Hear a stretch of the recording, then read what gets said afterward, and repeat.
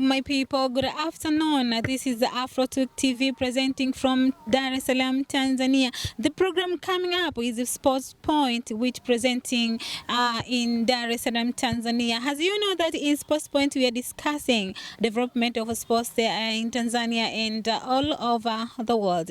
Today in Sports Point, we came and see the General Secretary of Judo Association in Tanzania, Mr. Innocent Mallya. He's going to tell us a lot of things about judo development. How was it started and how was it coming in Tanzania? Welcome, Mr. Innocent Mallya.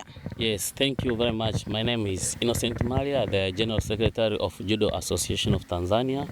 I will introduce the judo here in Tanzania, how it started, how are we going, how we come from. Yes, Judo Association of Tanzania introduced here in Tanzania in 1989 by foreigners who come in different years here in Tanzania, from Japan, from French, from German. Thereafter, someone who going to study abroad, his name is Dudley Mawala Sensei. He was studying on the Italy. He came across needed to participate on the Olympic game. Thereafter, he get the obstacle. If you need to participate on the Olympic game, you need to be registered by your association or federation of your country. Thereafter, he come here in Tanzania after finishing his studies. He go and start to have Judo Association of Tanzania. There, Judo Association of Tanzania started. Okay. Yes. How the word judo coming from? Judo is a Japanese traditions originated from Japanese by someone known as Sensei Jigoro Kano, who introduced judo during the World War there. That's how judo came from. Since Tanzania started this judo sports, how do you see the development? We have the big development here in Tanzania. As first you can see on our participation on the big events like Olympic. We have already participated on the Rio Olympic game 2016, and also have participated on the last Olympic game, Paris Olympic Games 2024. That's our big event we have already participated. It's how we say judo is growing. Okay, tell me, how do you get the players of judo clubs? We get players from judo from clubs. Through clubs, there we can get our national team. There we prepare events. Through events, different clubs come participate there. Then we can screen the players. Then we get our national team to go for international event. Okay, I heard that you have this project of taking young generation players from schools, primary school and secondary school. How this plan is going up to now? Yeah, the plans come across after we need to have the young generation, and the project supported by International Judo Federation, who give our infrastructure like tatamis and the judo gi to come and use it to through that project. Thereafter, we came and have a plans of only 10 schools here in urban and the rural areas to start the judo. So far, we'll start with only 10 schools now for that project of judo in school. After we have getting infrastructure, so support also from National Sport Council, give us some money to clear tatami on the port. Yeah. Okay. How the budget of this project? It is supported by International Judo Federation, as you say, and also National Sport Council. They have already helped us to clear the tatami. Yes, that only two areas support us the project. Okay. As we see that judo is the most famous sport in Tanzania, Africans, and all over the world. Tell me how the link of Tanzania Judo Association and other countries. We have the big link through our federations, like African Judo Union is African federations for African associations, and also have the International Judo Federation, that federation for all the world for linking judo through there. We can get the link from other association, from other clubs. If you like the support, you can get the link there. Okay. Yeah. Okay. Some people they cannot categorize this is sports. Two sports is like looking the same when you watch it. Judo and karate. Can you differentiate? It's look the same, but it's differ even on the how clothes we wear. Judo and karate look the same on the clothes, but it's differ on the material of the clothes. Also, apart from that, the technique we use in karate. Karate they kicking, but judo we throwing. Get someone throwing down, that is a judo. If you see someone being throwing down, you can say, yeah, that's judo. And also, judo also we are wearing clothes like blue judogi and white judogi. That's differentiated on the players. That's different from karate. Yes. Okay, in this judo sport, do they have rank? Like when you see the players, you say this one have this standard and this one have this standard. Yes, judo we have the rank also. We start with the beginners white judogi, with the rank on the belt. Belt is differentiated the rank. Someone belt wear on the waist. Yeah, white belt beginners. Then we came from blue, orange, then green, different till black. Then after black we have first dan, second dan, up to 10 dan. Up to, they say the professor of judo. Serious? Yes. Okay. Okay. Tell me, is the judo dangerous sport? Yeah, it's true. Every sport is dangerous. Apart from judo, every sport is dangerous. Even football is dangerous because you are fighting against one another. It's dangerous. Any sport which you use fighting one another is dangerous. But also it's very more dangerous like other sports. Okay. So far, no problem for the dangerous sport like judo. We invite people to come, join judo. They will enjoy. I used to see myself. I'm in good condition, even though judo is said dangerous.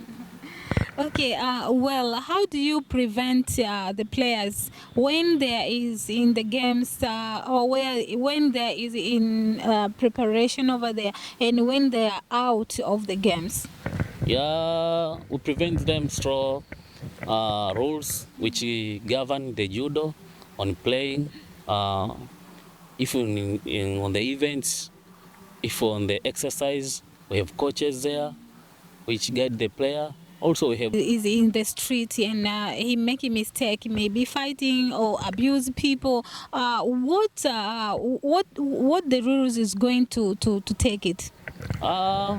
we govern also with the constitutions. Our constitution say if you misconduct this, the penalty will be this. So far, we have the constitution. Our federation have the constitution, and also clubs also they have the constitution. They release constitutions and see the area which talking about the punishment of misconduct this and this. They will use that. So far, no problem. All right. We see in other sports like footballs, basketballs, players are going outside of the country to join other clubs to play professionally. What about in judo? It's true. If you get the employment to other clubs, we bless you. Go there, have the contract, then playing. Judo also is the same like other sports. No barriers. Yeah. If the player is in working in military, police, army, is also allowed to go out of the country. Yeah, he's allowed. Why not? If they use on the football, why not on the judo? Also the same. Yeah. Okay. So the government allow it. Yeah, they are allowed because they contract with the same area with other area. So far, if they have the contract, talk with them, they agree, they will join. Yeah. So how the government are participating in judo development in Tanzania? Our government participates in a crucial way to have to see our development, like talking about the tatami come here, supported by International Judo Federations, come across. We don't have the money to clear on the potty, but the National Sport Council support us to the money to clear them. Also, apart from that, also we participate in the events, big events like Commonwealth Games, All African Games, and the African Championship. The government supports us on the preparations, on the money to go participate. So far, no problem on that. Okay, well, what is coming up right now in judo? The timetable in general of the tournaments. For now, we're on the preparation for African Open in South Africa, which will take place on 26 up to 29 June. So we are on the preparation. If the budget is in the good way, we'll announce how many players will participate there. Okay. Yeah. Okay, now we have discussed a few about judo in Tanzania. Let us come back to Innocent Mallya. Who is Innocent Mallya? Yeah, Innocent Mallya is the General Secretary of Judo Association of Tanzania. Started judo in 2006. Thereafter that, I volunteers in clubs as a leaders. Also, after that, I joined Judo Association of Tanzania as a General Secretary in 2012. Since there up to now, as a General Secretary of Judo Association of Tanzania. All right. Before you introduce me, like there is a coach who came from Turkey who was coaching Tanzania judo national team, right? Yes. Can you describe this coach from Turkey? Yes, it's true. With the coach here from Turkish come here to give the skills the coaches. We have the program for coaches last year. The program conducted at Kiba, Filbert Bay compound, supported by National Olympic Committee. That's the program for coaches. There, he came here for almost 1 month for teaching our coaches. Yes, that's nice, and we achieved big because after that he came and gave us the report of how he see our coaches after that program. He said they are in good condition. If we continue teach them, they will be a better coaches. What is the name? His name. Turkish names is very Yeah, very. okay. I understand. So, what are you telling the government about supporting more in this sport? It's true. We can say our government is supporting, but please, our government support on the issue of infrastructure. Okay. As our national team, we don't have the proper area for training of our national team. Like I say, in judo, if you need to train, you need to have the big hall for judo arenas. So far, when they have the infrastructure for football, please invest also in judo and infrastructure on the issue of hall. You need to have the proper hall for Judo Association of Tanzania. Like a government hall? Yes, government hall. Then there we go there and train as a Judo Association of Tanzania national team. Okay. This indoor stadium is not enough? Indoor stadium is not enough because if you need to prepare a big event like African, okay, it is not proper. Yeah. Okay, how we are going for the African Day, right? And in African Day, some people prepare the event to celebrate. What about judo associations? Yeah, it is true. They should be also the financial condition. Okay. If we have the money, we have the event for that. And also our calendar, if they will switch on that, we'll have the event on that day. If calendar not switch, financial condition not switch, we don't have the event at that day. Okay, for within in your reader, right? You have traveled all many countries in this world. Tell me what the difference of Tanzania and other country you have visited.